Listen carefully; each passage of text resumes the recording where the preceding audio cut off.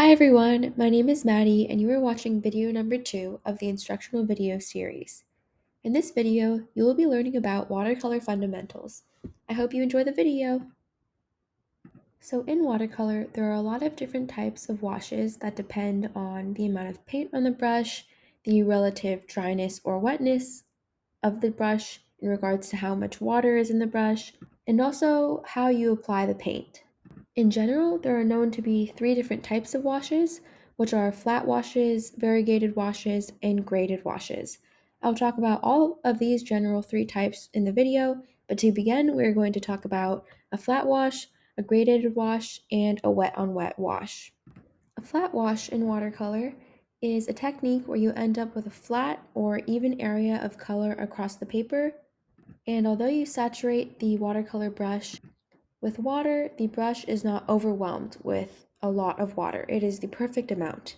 A flat wash pretty much creates an even surface of watercolor paint with not much variation. This is the most basic wash in watercolor and is one that you will most likely use the most. Next, onto a graded wash. I apologize about the typo on the paper. It should say a graded wash. A graded watercolor wash incorporates a gradual change in the value or intensity of the color as the wash progresses from either top to bottom or bottom to top. So now, what does this mean? This means that as, for example, on the slide, the color progresses from the top to the bottom, it starts off as a very bright and intense blue, and as it goes down, it becomes a lighter and more calm blue. This technique is performed by gradually adding water to the brush as the color moves down the page. At the very top of the page, you will use a normal paint to water ratio, as you would normally do in a flat wash, for example. But after painting like that for a little while, you will add a little bit more water to your brush, making the paint less vivid and watering it down. After doing that a couple of times, you will be left with this almost sort of sky look or a sunset look as the paint fades from top to bottom. This is a pretty common watercolor technique, but is used sparingly. Moving on to a wet-on-wet technique. What is a wet-on-wet watercolor technique? This technique uses wet paint against wet paint or wet paper.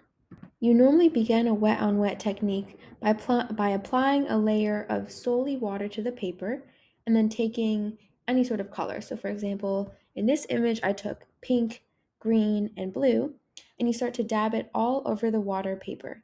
And what the watered paper does is create a sort of tie-dye look as the water makes the different watercolor colors bleed into each other as a result of the paper being so saturated with water. This can be a very fun technique to do, but can also be a little bit messy, so just remember to be careful when you're applying the water to the paper.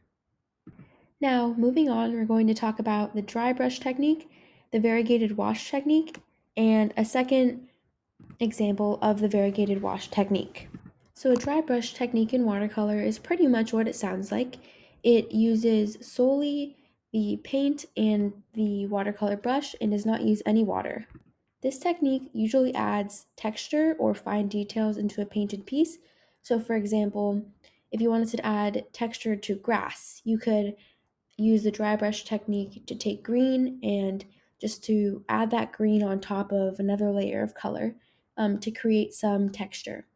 Next, the variegated wash is a pretty common one, similar to the flat wash technique, except a variegated wash technique utilizes um, 2 or more colors that merge when they're applied to wet paper, but they're not entirely mixed in with each other as colors are mixed in during a wet on wet wash. So, for example, for this variegated wash, the red kind of fades across the page into an orange, which fades into yellow. And while they are blended in a sense, they still maintain the sense of their color integrity. This is done by first applying what you would assume is a flat wash to one color, then mixing that color with a little bit of the next color. So I mixed red with orange and applying that. So it creates a sort of gradient across the page so that the colors blend with each other while still maintaining the color of itself, and it's still recognizable as that color. The example on the far right is also an example of a variegated wash, as you can still distinctly see the different colors of orange and red. They seem to kind of blend into each other.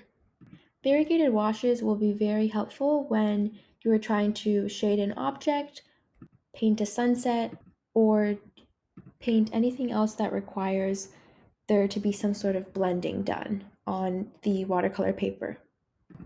I hope you enjoyed this lesson on watercolor fundamentals, and I would like to thank you for watching this video.